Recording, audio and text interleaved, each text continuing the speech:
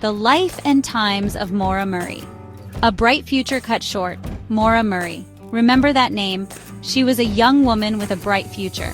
A student at UMass Amherst, studying nursing, driven and athletic. She had her whole life ahead of her. Maura was close to her family. Her dad, her siblings, they were everything to her. But something happened in February 2004. Something that changed everything. Maura vanished, gone without a trace, leaving behind a tangled web of questions. Her disappearance became one of the most baffling mysteries, a case that gripped the nation. Vanishing into thin air, Maura's last known steps. It was February 9th, 2004. Maura was seemingly okay. She was a nursing student at the University of Massachusetts Amherst, and everything appeared normal. She emailed her professors, told them she had a family emergency. This was unusual as Maura was known to be a diligent student, needed to take some time off. But there was no family emergency. Her friends and family were unaware of any issues. Later that day, Maura packed her car. She left her dorm room. She took personal items, including her textbooks and some clothes, drove north. No one knows why she chose that direction. It was a puzzling choice, as she had no known connections in that area. She withdrew a small amount of cash from an ATM, bought some alcohol. These actions seemed routine, yet they added to the mystery.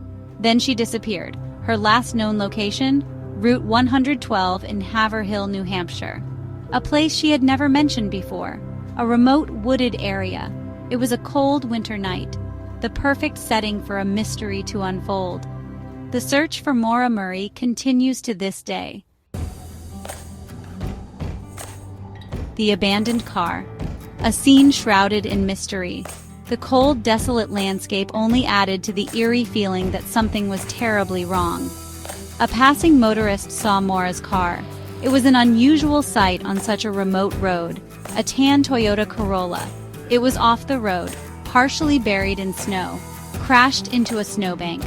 The motorist stopped, concerned for the driver, asked if she needed help.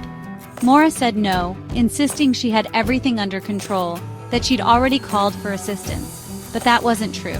No call was ever made, no call was made. By the time police arrived, Maura was gone, vanished without a trace, vanished. Her belongings were still in the car. Everything seemed untouched, her phone, her credit cards, but no sign of Maura. It was as if she had simply disappeared. The car was locked, no signs of a struggle. Everything was in its place, no footprints in the snow. It was as if she had evaporated into the cold winter air, leaving behind only questions and a haunting mystery. Lost in the wilderness of theories. What happened to Maura Murray? A question that has haunted investigators, family, and true crime enthusiasts for years. Theories abound. Did she stage her own disappearance? Some believe she meticulously planned her escape, leaving behind a trail of clues. Was she running from something or someone? Perhaps she was fleeing a threat that only she knew about. Did someone pick her up on that desolate road? A stranger? Or someone she trusted? A good Samaritan? Or someone with more sinister intentions? The possibilities are endless and chilling. Some suspect foul play. That something terrible happened to Maura that night. The lack of evidence only deepens the mystery.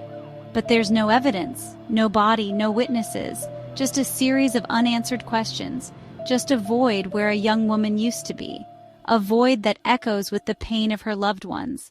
The case remains unsolved, a haunting reminder that sometimes people just vanish, leaving behind a trail of sorrow and speculation, leaving behind more questions than answers, each theory more perplexing than the last. What happened to Maura Murray? We may never know. The truth remains elusive, but her story lingers, a chilling whisper in the cold, dark woods, a mystery that refuses to fade away.